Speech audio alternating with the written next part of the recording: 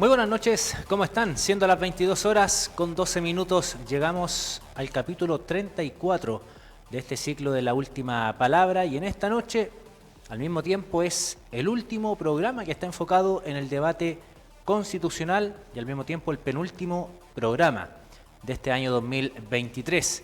Ustedes pueden ser partícipes desde sus casas a través de nuestra señal en Facebook, Canal 30 Oficial, donde pueden comentar y enviar consultas a nuestros panelistas que estarán debatiendo sobre la propuesta constitucional que votaremos el día domingo 17 de diciembre. Y vamos a dar paso a la presentación de nuestros invitados. Esta noche, representando a la opción en contra, recibimos a Salvador Concha. Él es abogado y coordinador regional de Plataforma Socialista. Salvador, buenas noches, ¿cómo está? Bienvenido. Muy buenas noches, muy agradecido de esta invitación de Canal 30 Loncomilla, acá de San Javier. Un gusto estar acá y poder compartir una visión, yo creo, sobre todo de lo que se necesita para este momento tan importante para el país, que es la información tan valiosa a la hora de tomar una decisión el próximo domingo 17. Y también saludamos a Héctor Hernández, abogado, militante de la UDI, quien representa a la opción a favor. Héctor, ¿cómo está? Bienvenido nuevamente. Muchas gracias, buenas noches, un saludo cordial a todos los televidentes y por supuesto me sumo a las palabras que señala Salvador. Qué importante es dar a conocer, qué importante es difundir, así que muchas gracias. Ambos de profesión abogado, así que vamos a ver cómo se lleva a cabo esta noche este debate.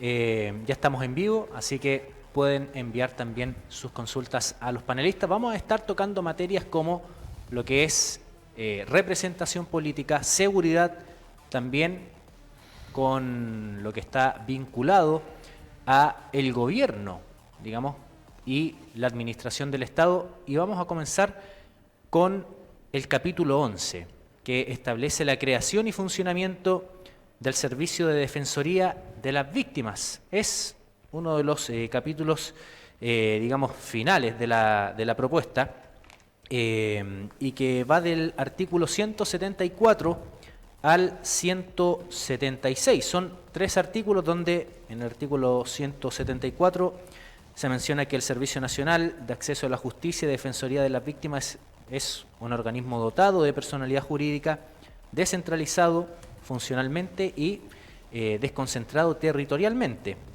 Se vinculará con el presidente de la República a través del ministerio que tenga a su cargo las relaciones con el Poder Judicial. Se menciona que su objetivo será garantizar el derecho de acceso a la justicia y el servicio tendrá algunas funciones, se detallan 3, y por supuesto la ley va a determinar los casos en que sus servicios se van a otorgar gratuitamente.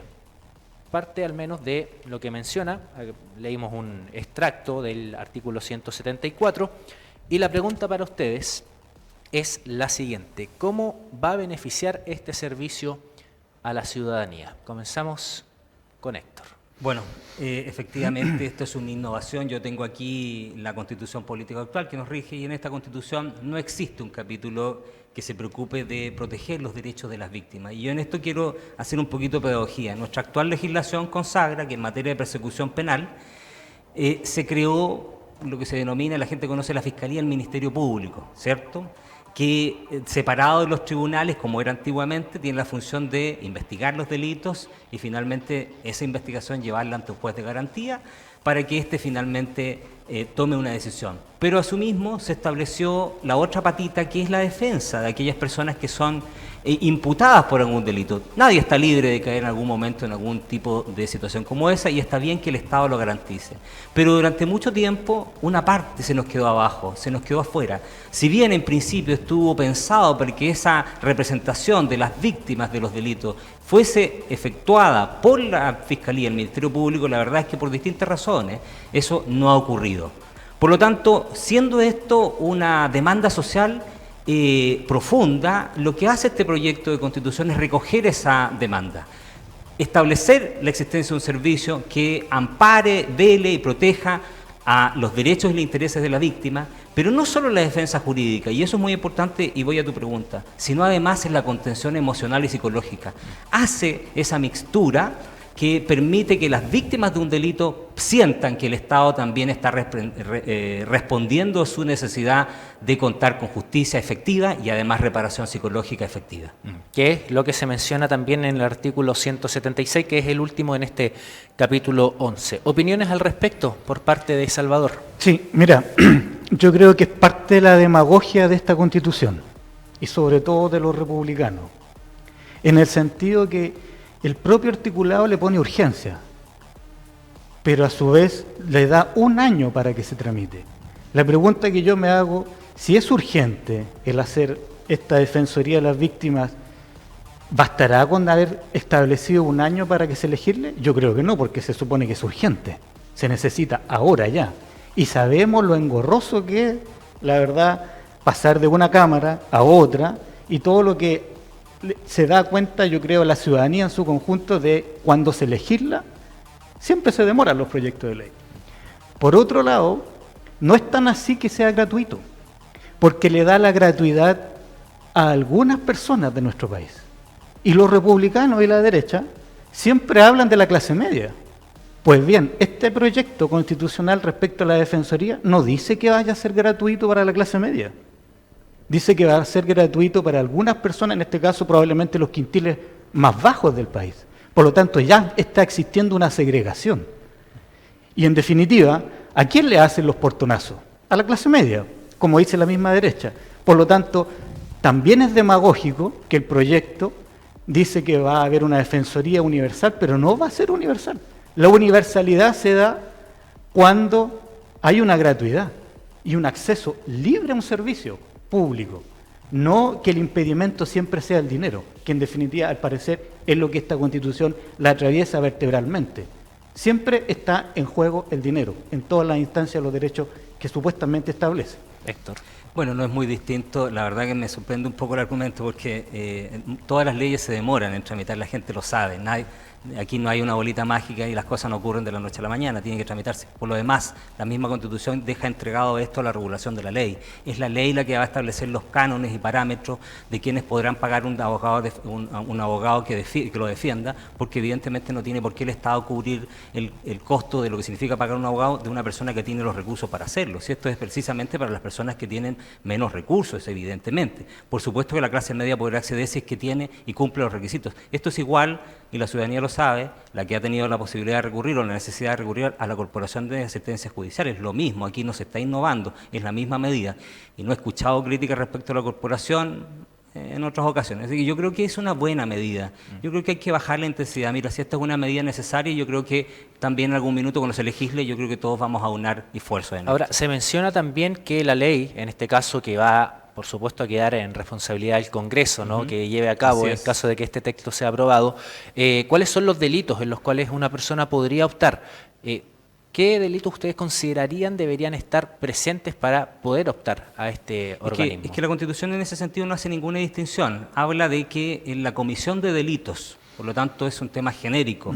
Si es que finalmente hay delitos tributarios, sí, hay delitos también de, claro, por supuesto, de portonazo. Y si alguien es víctima de esos delitos, por supuesto que requiere la atención del Estado. Porque vuelvo a insistir, idealmente esto debía haberlo hecho la Fiscalía. Si esto es una carencia que surge, esto es una norma que surge por la carencia de la Fiscalía. Porque así fue ideado, que la Fiscalía defendiera a la víctima.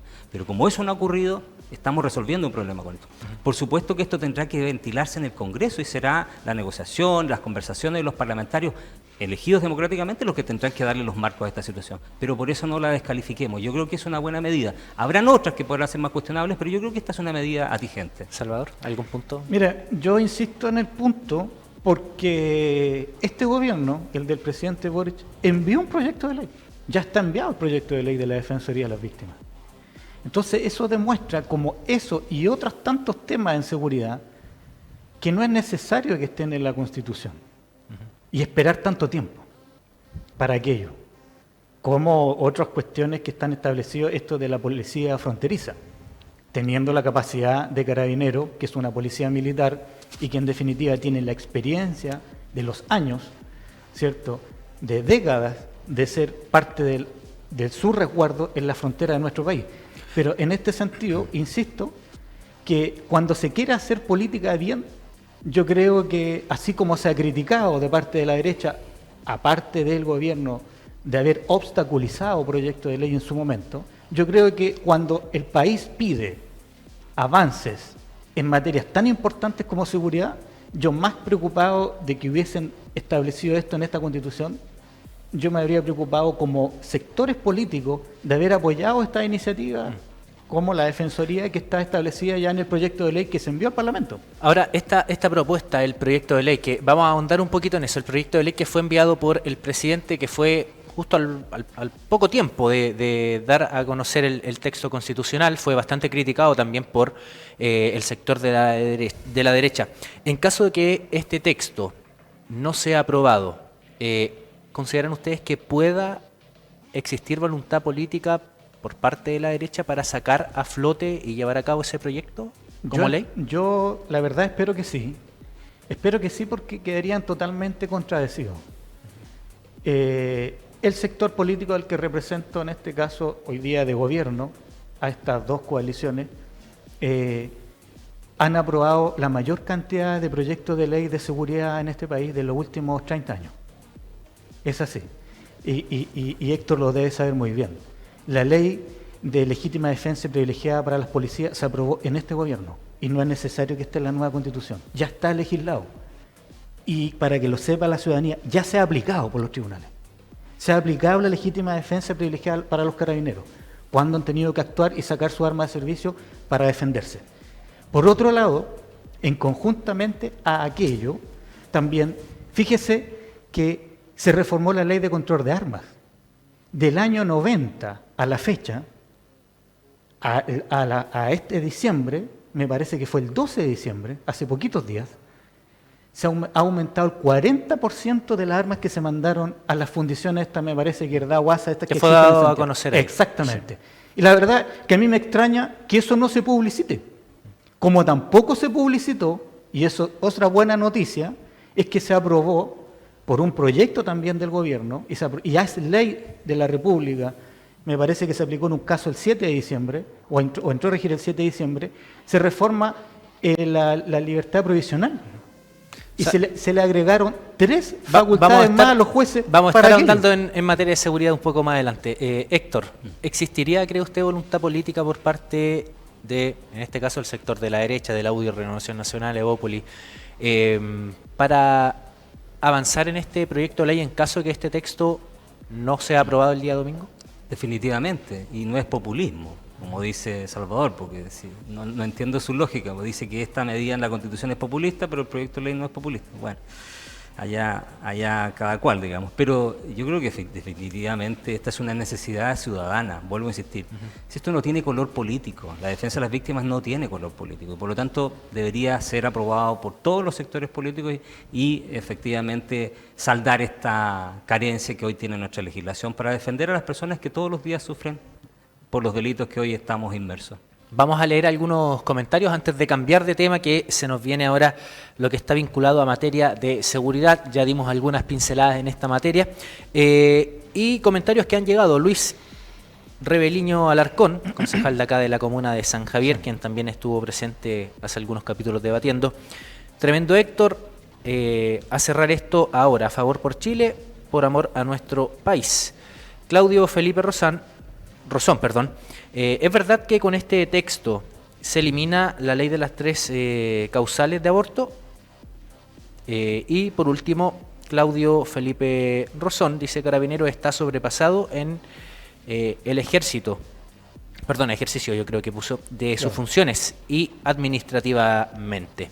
Se lo consulto a cada uno respecto a la consulta también que nos hace llegar Claudio respecto al aborto en 3 causales, que finalmente ha estado muy vinculado a la interpretación de la ley que se le pueda dar. ¿Qué opina usted? Sí, mire, el problema está, para algunos piensan que la palabra "qué" por quién fuera casuístico. Y la verdad que no es un tema solo de casuística. Fíjese usted que bajo esta misma Constitución, el Tribunal Constitucional ha actuado en diversos fallos, ¿cierto? No de manera casuística. Por ejemplo, en el tema de la píldora del día después, costó muchos años poder llegar a que las mujeres tuvieran acceso a la píldora del día después en el consultorio y en una farmacia. Por otro lado, pongo como ejemplo lo que fue legislar el CERNAC. Y yo creo que los televidentes tienen claro muchas veces los atropellos que sufrimos cualquier ciudadano de este país frente a las grandes empresas cuando uno quiere cambiar un miserable, por decirte, calefactor, un calentador de agua, ¿cierto? Te dicen, no, nosotros tenemos nuestra propia garantía. Pues bien, eso se legisló, se aprobó una ley, la aprobó el Parlamento, incluso con votos de la derecha, con un sector de la derecha. Diputados de la UDI en su momento presentaron un requerimiento al Tribunal Constitucional y declaró la ley del CERNAC inconstitucional. Por lo tanto, haciendo esa analogía de lo que podría pasar en el futuro aprobando este proyecto constitucional, es posible que la interpretación de un futuro Tribunal Constitucional, de futuros miembros, de acuerdo a la correlación de fuerzas, porque el Tribunal Constitucional expresa la correlación de fuerzas políticas en un momento del país, es posible que podrían determinar, ¿cierto?, que la ley que está vigente de 3 causales podría ser inconstitucional. Perfecto. Y no aplicarse. Héctor. Entonces, esa es la gravedad de lo profundo que puede llegar Gracias. A ser el que se considere el quién. Entonces, en eso estarían considerando para algunos más conservadores, podrían terminar votando, ¿cierto?, en contra de aquella ley. Bueno, harto se ha mencionado, antes de darle la palabra, que finalmente el texto es un texto jurídico, y como todo texto jurídico, finalmente queda la interpretación, en este caso de la persona, ¿no? Finalmente pasa lo mismo con la ley de un juez, pero en este caso de un tribunal constitucional. Claro. ¿Cuáles son más facultades que ahora? Claro, ¿cuáles son sus Bueno, primero déjame decirte que este es un derecho largamente anhelado por las mujeres en todo el mundo, en específico en Chile, y esto es un derecho que las mujeres ya ganaron en Chile. Esta Constitución en ninguna parte, en ninguna de sus normas, prohíbe, deroga la ley de aborto en las 3 causales. En Chile no existe el aborto libre, lo que existe es un aborto en 3 situaciones específicas, y eso las mujeres y todas las personas lo saben. Esta Constitución en ninguna parte lo prohíbe. Dejemos claro primero eso. Segundo, lo que se está diciendo que se podría prohibir, esto es una fake news, claramente una fake news, pero basada en algunas interpretaciones. Pero estas interpretaciones, y yo también se las voy a aclarar a los auditores, a los televidentes, han sido resueltas por los tribunales. Cuando se dictó la ley del aborto en 3 causales, ese proyecto pasó por el Tribunal Constitucional, y el Tribunal Constitucional lo consideró constitucional, apegado a nuestra normativa. Ese sedazo de legalidad y constitucionalidad ya es el indicador de que esta normativa no podrá ser modificada. Esto es un derecho ganado a las mujeres.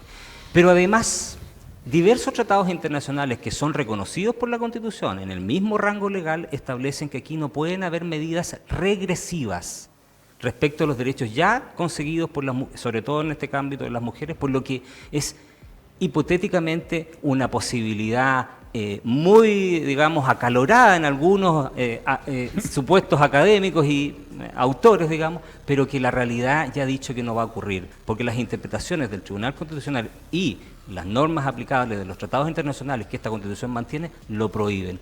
Así que yo quiero decirle a los televidentes, a la ciudadanía en general, quédese tranquilo que eso no va a ocurrir. Los derechos ganados por la mujer son derechos consagrados y son respetados por este proyecto. Ya, perfecto. Y no derogables al parecer, como y no derogables de ninguna manera. Avanzamos en materia de seguridad, que está mencionada 62 veces en la propuesta, y se contempla gran parte de lo que es seguridad pública en el capítulo 7, del artículo 117 al 125. También en el artículo 16, número 4, se habla de establecer el derecho a la seguridad personal.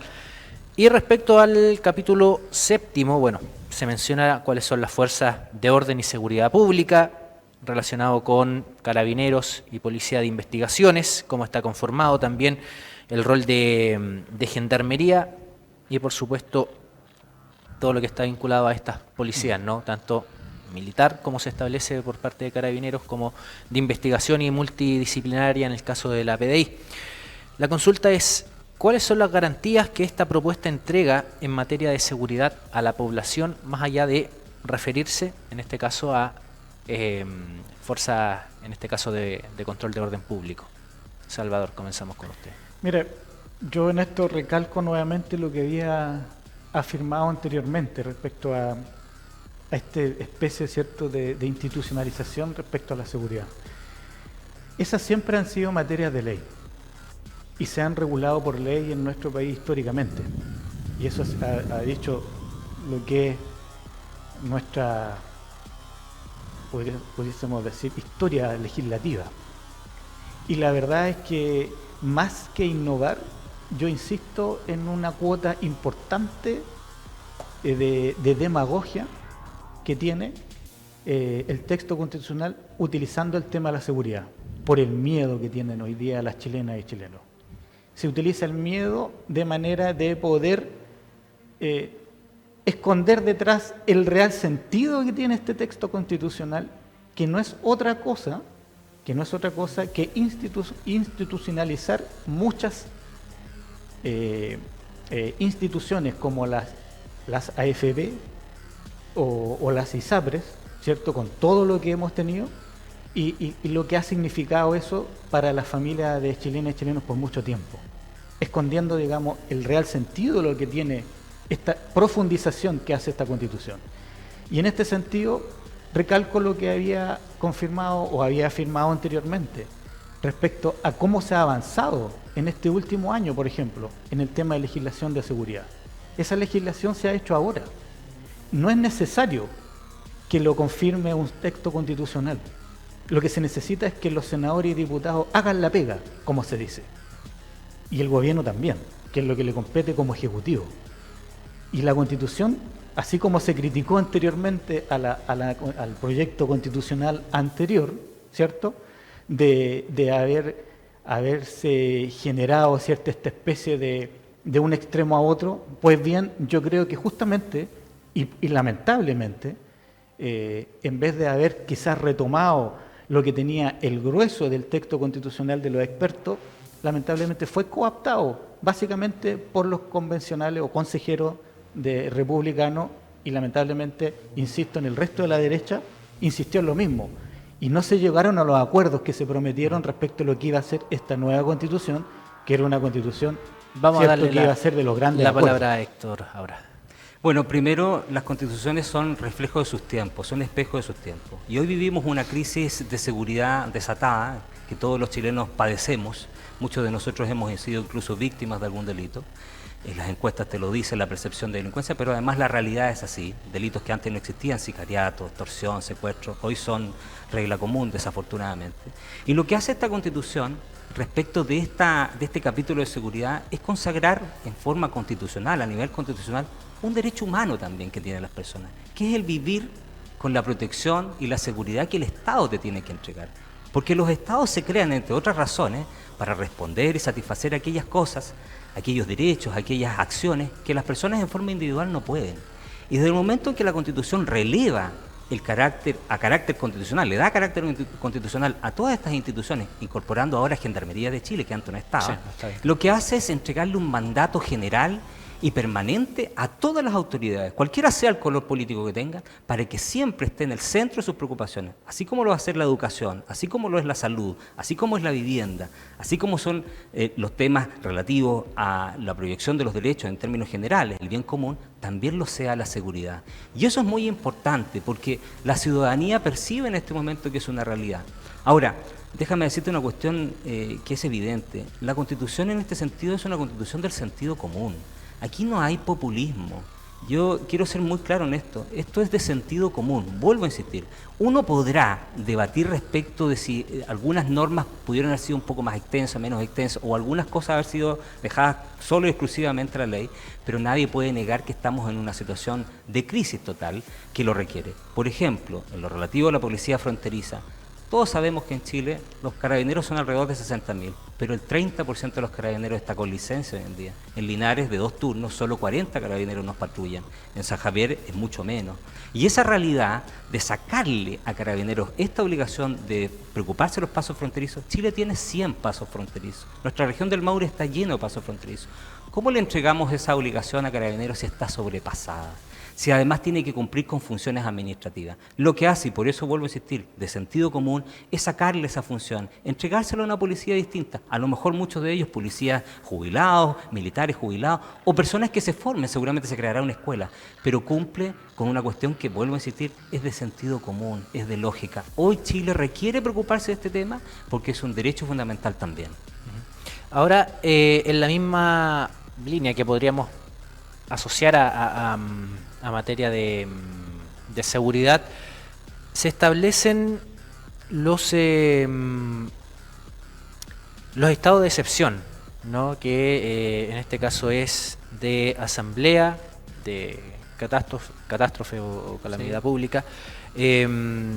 Bueno, son tres en realidad, ¿no? De sitio. El de sitio también. Claro. Y que uno de ellos no estaba contemplado en la anterior propuesta, que fue bastante también criticado, que se había sacado y que finalmente el presidente Boric hizo uso de él, al menos en la zona de la Araucanía. ¿Están conformes con estos tres estados de excepción contemplados en esta, que finalmente se mantienen igual que la actual Constitución? Sí. Mira, yo antes, para terminar el punto anterior, solo quería, Breve, por favor. muy breve, en nombrar 4 o 5 leyes que existen, incluso son correlativas. Entre ellas, la ley Nair Retamal, que es la legítima defensa de las policías en el uso de la fuerza.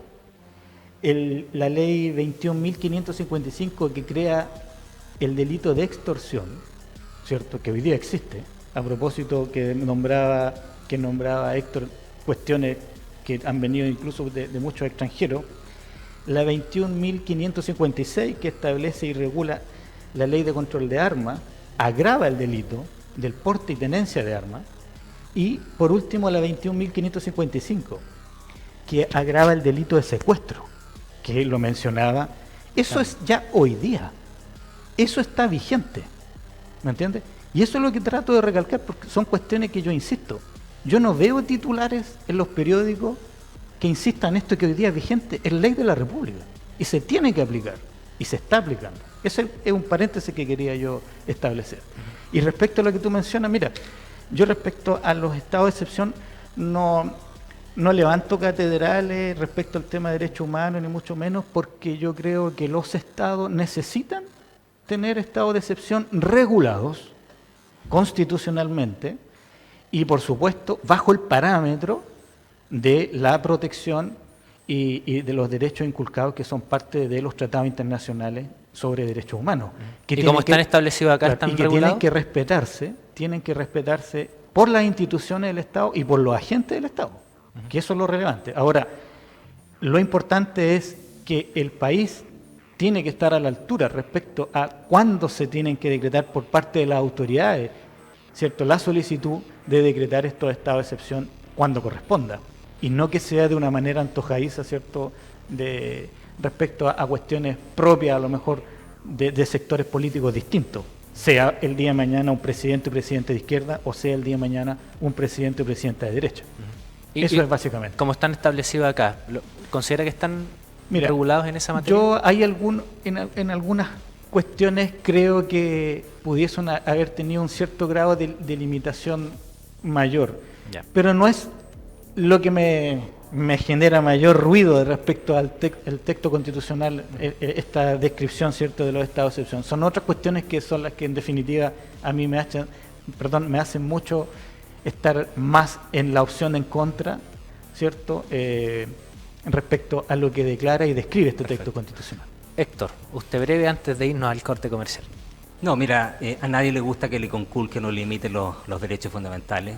Esta es una constitución hecha en democracia, con normas aprobadas en democracia. Yo quiero aclararle a Salvador que el 50% de las normas de este proyecto, que la gente va a votar el domingo, fue aprobado por izquierda y derecha, el 50%. Por lo tanto, aquí hay que ser claro, muchas de estas normas fueron aprobadas por unanimidad de todos los consejeros, de izquierda y de derecha. Y lo que establece respecto al estado de excepción es lo que existe. Son los 4 estados de excepción que se mantienen respecto a la Carta de 1980, pero sobre todo son los mismos estados de excepción que estableció la Comisión de Expertos, que estaba integrada por gente de izquierda y de derecha.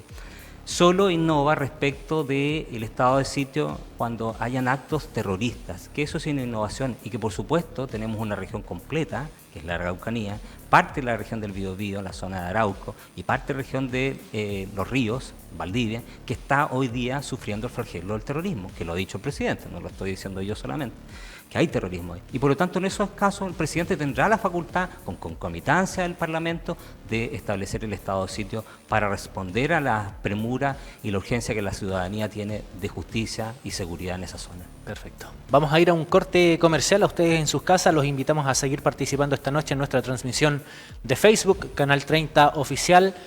Venimos muy en breve y vamos a estar abordando materia de participación ciudadana. Ya volvemos.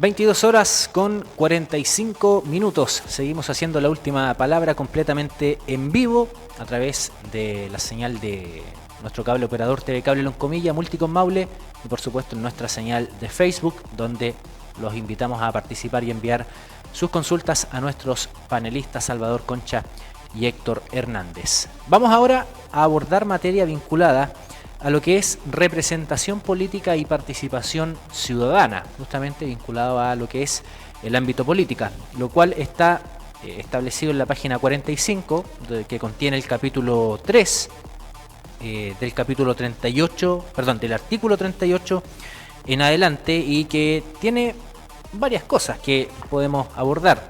De partida se menciona respecto a un apartado sobre los partidos políticos, cómo se deben conformar, respecto a que cualquier persona puede pertenecer a un partido político, también los mecanismos de participación que se establecen, y nosotros quizás en nuestro día a día cívico, podríamos decir, o cada 4 años tenemos estas elecciones de autoridades, de representación finalmente, o en estos últimos años también plebiscitos, tanto de entrada como de salida. El derecho a voto finalmente es como lo más tangible que tenemos, ¿no? Pero también se establecen otras acá, como por ejemplo que un grupo de 100 personas habilitadas para sufragar va a poder registrar en la plataforma única del Servicio Electoral iniciativa ciudadana de ley, para que sea discutida en el Congreso, entre otras cosas.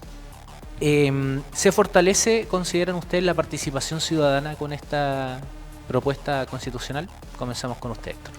Definitivamente esto es yo lo he dicho en otras ocasiones, esto es un cambio copernicano, es decir, es un parteaguas respecto de lo que nuestra legislación ha ido contemplando y sobre todo lo que la Constitución actual de 1980, hoy de 2005, el presidente Lagos, establece en esta materia. Primero porque en materia de representatividad lo que hace es establecer quórums específicos para que existan partidos políticos.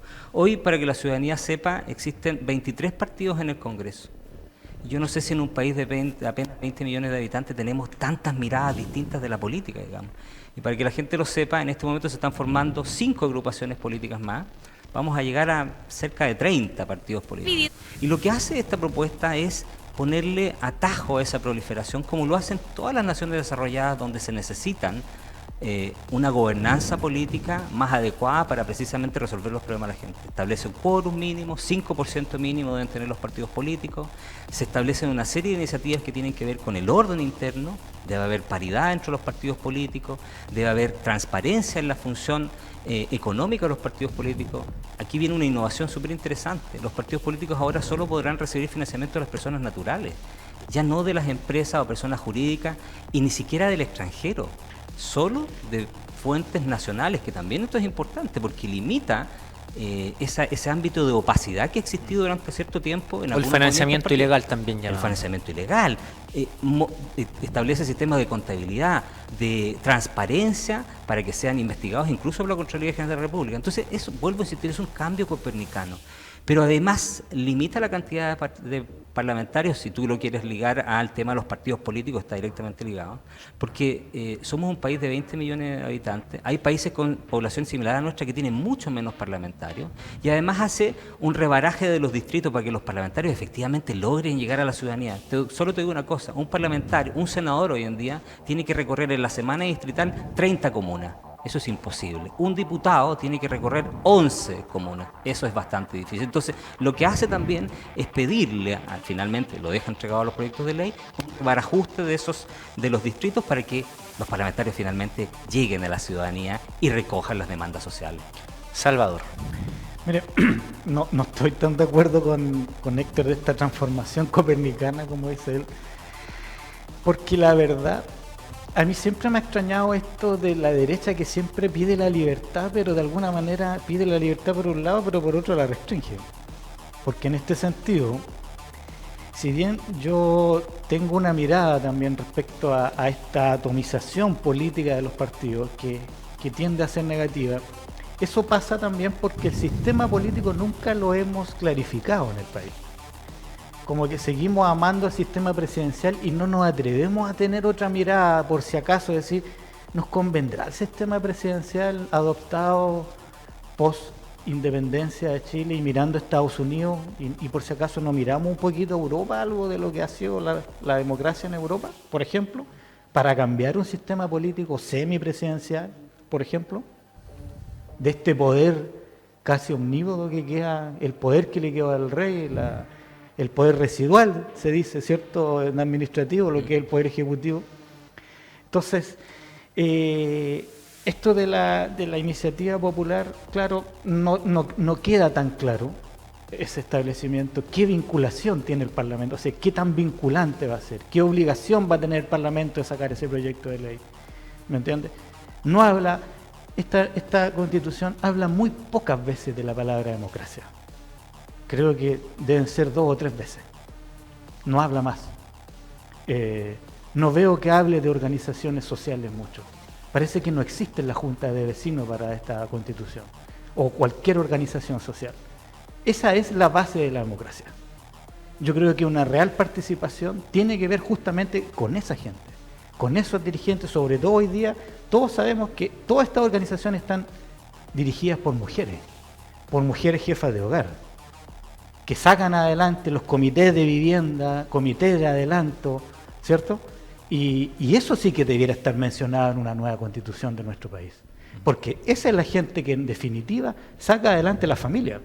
Cuando queremos mejorar el tema de la delincuencia, ¿se ha fijado que nunca hablamos de la pobreza y de la desigualdad? Sino que hablamos del gatillo o de las rejas, pero no nos preocupamos del problema de fondo. De la reinserción, me imagino que se ¿Por qué ese niño termina delinquiendo? ¿Qué oportunidades le hemos dado como sociedad? Fíjese que si recordáramos un poquito del pasado, que no es tan pasado, la mayoría de los chiquillos que cayeron presos haciendo saqueo que tanto enarboló a la derecha, por ejemplo en Valparaíso y Santiago, estaban en el Sename, en el ex Sename. Fíjese usted, a cargo del Estado. A cargo del Estado estos niños que parece que nadie los quiere, que terminan delinquiendo y que adentro de las instituciones que debieran fiscalizarla y prever la vida de ellos, el futuro, terminan siendo violados, se terminan suicidando y no hablamos de eso. Yo creo que cuando queremos hablar de política en serio y de justamente de hacer una constitución participativa, yo echo de menos, por ejemplo, ¿por qué no tener, ¿cierto?, una iniciativa de un plebiscito revocatorio, cuando muchas veces, e incluso podría ser del presidente o presidenta, ¿por qué no? ¿Por qué no de los alcaldes, que a veces estamos hasta aquí con los alcaldes? Fíjese que la Contraloría dice que el 60% de los municipios de este país son corruptos y que han metido las manos de las 345 comunas. Y no hacemos nada frente a eso. Entonces, yo en definitiva creo que hay hartas cosas, por eso le decía yo, más que de algunos temas, tiene grandes falencias este texto y creo que además tiene una técnica legislativa muy mala. Héctor. Bueno, a ver, yo creo que vuelvo a insistir con el principio que dije cuando comenzamos el programa. Esta es una constitución del sentido común. Yo creo que estoy completamente de acuerdo con Salvador respecto de ese diagnóstico que hace respecto de los jóvenes, respecto a la corrupción de los municipios, lo hemos conversado muchas veces aquí. Pero precisamente el que en esta Constitución, no en la del 80, no en el proyecto que votamos en contra hace un año, que no estaba, que se establezca en esta, la iniciativa ciudadana de ley, es un tremendo avance. No podemos negar, tapar el sol con un dedo. Decir lo contrario es un poco mentir, porque está establecido en esta Constitución. Precisamente esas demandas que plantea Salvador respecto, por ejemplo, proyectos revocatorios de alcalde, perfectamente pueden entrar a través de una iniciativa ciudadana de ley.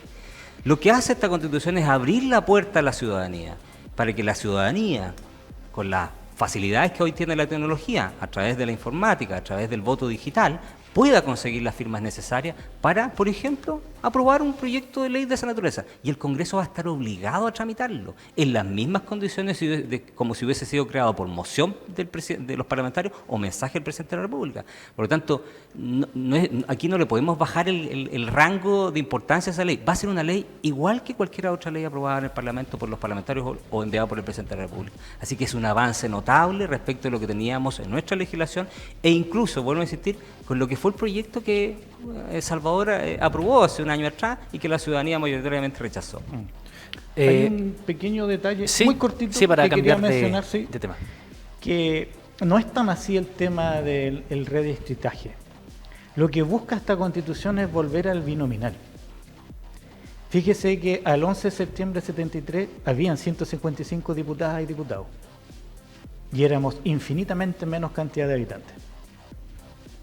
Y hoy día, que somos más del doble de esa época, yo creo que lo mínimo para mejorar, y esto lo insisto, una democracia representativa es tener por lo menos esa misma cantidad de diputadas y diputados. Y entre otras cosas, esto que menciona Héctor, tampoco es tan así respecto a las mujeres en los partidos políticos. Si bien paridad en los partidos, pero no hay paridad en la entrada y salida, una vez que votamos por un diputado o senadora. O sea, principalmente en Y las ese caso, listas, en las claro, listas de claro, y en ese candidatura. caso, Eso se consagra constitucionalmente, Salvador. Claro, en ese caso yo creo que lamentablemente no vamos a tener un 50 y 50% de ambas cámaras de hombres y mujeres. 60-40 es lo que se postula al menos. 60-40 es lo que se Y ningún sexo ¿Y por qué predominante. tendría que ser ese 60-40? Si sabemos, fíjese lo que mencionaba anteriormente, ¿quiénes son las líderes en nuestras comunas? Las mujeres. ¿Por qué es tan poco en política? Es que es para ambos lados, Salvador, Porque no te pierdas. por supuesto. Puede ser 60 mujeres, 40 hombres. Lo que pasa es que Esa- las mujeres, ¿cuántos años llevan en política en Chile? ¿Hace cuántos años les dimos derecho a voto? Nos llevan 100 años. Entonces, tienen menos acceso a la política. Y eso es un principio también de derechos humanos, que lo sabe muy bien Héctor. Eso se llama discriminación positiva, que hace un sistema jurídico cuando una parte de la población ha estado muy disminuida respecto a la otra. Y en este caso el género. Y esta Constitución lo consagra, por algo la norma está hasta en los partidos políticos. Pero no en su versión que las mujeres esperan, que es mitad y mitad. Ahora, referido al tema de paridad, claro, se habla de este 60-40, pero solamente por las dos siguientes elecciones, ¿no? Si entra en Para vigencia salida, este texto. para salida. Para inicio, para la elección, digamos, para la inscripción y la votación inicial, es paridad tal como lo estamos conversando. La diferencia que se hace es lo que se denomina la paridad de salida, es decir, para determinar quién es elegido. Porque, a ver, ahí lo que se ha planteado, y con justa razón, es que si alguien vota por una mujer y por reglas de paridad debería quedar un hombre, aunque haya sacado menos votación, eso no es justo y no es democrático. Porque si no significa que yo meto la mano dentro de la urna y te saco los votos y me da lo mismo tu voto. Hay que respetar respecto del que saca los votos como mayorías en una elección, porque eso es lo que la ciudadanía votó. Esa es la decisión del pueblo, libre y soberana. Pero- Y lo que hace esta Constitución, es respetar aquello. No meter la mano en la urna, pero sí establecer condiciones similares para que exista paridad en la elección de los candidatos y en la presentación de las candidaturas. Eso es lo que establece Claro, la Constitución. es que tiene no un es- contrapunto, Es que Salvador. no es tan así. ¿Sabes por qué? Yo creo que tú lo entiendes muy bien. Porque cuando uno vota, y el sistema hoy día es así, y el próximo va a seguir siendo igual, los que van a tener la preponderancia de esto van a ser los partidos políticos. Cuando uno vota, y le digo a las ciudadanas y ciudadanos, para elegir un alcalde, un diputado, senador, concejal, consejero, está votando por un candidato de un partido político. El sistema no le da ni una opción a un independiente, ni una. Por lo tanto, lo que dice Héctor es en la primera mirada, pero en la segunda mirada... Que son las listas muchas veces, ¿no? Exactamente, no es que esa mujer en sí no represente a nadie, ella va por un partido político y ese partido tiene una votación extra porque va acompañada con otros hombres u otras mujeres. Y no es tan así de que no vaya a representar a nadie, porque ese partido, para que quede esa mujer en desmedro de un hombre que tuvo individualmente más votos que ella en conjunto tiene más votos igualmente como partido político. Y por eso que el sistema, ¿cierto?, le va a dar a ese partido la opción de elegir una mujer. Muy breve, yo no menosprecio la capacidad de las mujeres para ser candidatas y elegir ellas si quieren o no quieren participar en política. Así como tenemos miles de ejemplos, la presidenta Bachelet incluida, respecto de lo que son los liderazgos femeninos importantes, la verdad que pensar que las mujeres pueden ser manipuladas por los partidos políticos me parece faltarle de respeto. Bueno, oye, a propósito, lo último, bien que lo diga Héctor respecto a la presidenta Bachelet, pero bastante ofensiva las opiniones últimamente respecto a aquella. Yo creo que una de las cosas que tenemos que hacer en esta democracia es respetar, ¿cierto?, a nuestros expresidentes y expresidentas, sean quien sean. Y tratarla a la presidenta a propósito de su participación en la... Yo creo que es bastante ofensivo. En la franja de la en contra. Señor director, ¿cuánto tiempo nos va quedando de programa? 5 minutos. Ya, señores, vamos a omitir lo que está referido a gobierno y administración del Estado para avanzar en una dinámica denominada preguntas cruzadas. Ustedes van a poder realizar una pregunta a su contraparte respecto a alguna temática de las que hemos abordado u otra que está contenido en el texto. 1 minuto para plantearla, 1 minuto y medio para responderla. Comienza preguntando Héctor. Bueno, Salvador, yo en honor a que esta Constitución fue hecha en democracia, en honor a que es la primera Constitución de nuestra historia que pasa por este sedazo de la elección y el voto popular para ser redactada en democracia, por personas elegidas, por voto libre y soberano, además con voto obligatorio, que termina siendo desde ese punto de vista representativa de lo que es nuestra sociedad. Yo te pregunto a ti, en base a esos principios fundamentales, que son los mismos que ustedes plantearon respecto al proceso pasado, que son los mismos que ustedes han planteado cuando se eligió el presidente Boric, ¿cuál va a ser el compromiso político real del Partido Comunista al cual tú hoy representas? De respetar este proceso, que ustedes han dicho que se cerraría en el caso que se ganara la en contra. ¿Ah? De cerrar este proceso, como ustedes han dicho, no 1 año, 2 años, 10 años, 20 años, cuando la situación del país esté en otras circunstancias. ¿Cuál es el compromiso real, moral? Y te lo pregunto directamente por las declaraciones de la autora Carmona, que dijo que si era necesario hacer 1, 2, 3, 4, 7 nuevas asambleas, lo haría. ¿Cuál es el compromiso? Sí. Mira, lo primero, este no es el primer proyecto constitucional en democracia. Se nos olvida que el proyecto pasado fue rechazado, pero ya tuvimos una primera chance. Este es el segundo. Hablo de que si es que es aprobado. Exacto. A eso me refiero. Segundo, yo no represento, no soy militante del Partido Comunista. Soy parte de una coalición de gobierno donde está el Partido Comunista y es segunda vez que estoy junto al Partido Comunista, como lo fue la nueva mayoría con la presidenta Bachelet. Es como que yo te dijera si tú eres parte de los republicanos y estás acá representándolo a ellos. Yo creo que me dirías que no. Ya, pues bien, aclaremos eso, porque tiende a confundir el sofismo, parece. Y respecto a lo que tú dices, pues bien, el compromiso está el de no intentar un nuevo proceso constitucional. Y yo le quiero recordar a Héctor lo siguiente. Este proceso constitucional, que va a terminar el 17, no lo inició la clase política. Lo inició, claro, porque tuvo que firmar un acuerdo. El primer acuerdo fue el Acuerdo de la Paz, en noviembre del 2019. Las constituciones son producto de movilizaciones sociales, efervescencia social, de revoluciones, de golpes de Estado, y no son precisamente que nazcan de la nada de una estirpe política o de una élite política. Por lo tanto, Lautaro Carmona podrá decir muchas cosas, o Daniel Jadue como tú, o el día de mañana Rojo Edwards Tiempo. o Kass, pero en definitiva va a ser la gente lo que lo va a pedir o no. Y si no lo pide la gente, tendremos que seguir adelante con lo que tenemos. Un minuto ahora para preguntar, Héctor. Ya. Perdón, Salvador. Salvador, sí.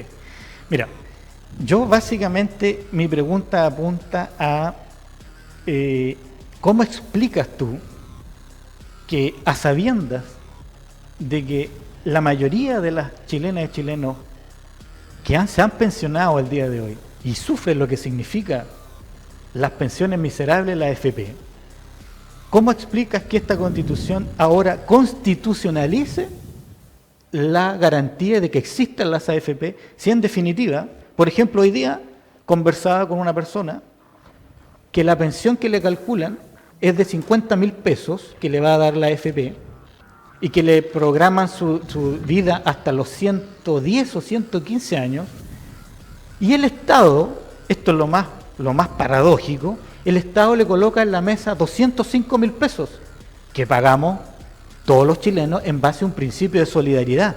Entonces, ¿por qué esta Constitución insiste en garantizar constitucionalmente un sistema tan perverso como la AFP que no da el ancho y no ha dado el ancho para las pensiones de nuestros jubilados? Bueno, lo que tú acabas de decir es una fake news, es una falacia, es una mentira, porque en ninguna parte de la Constitución, que es el artículo 16, inciso 22, establece, en ninguna parte menciona las ISAPRES.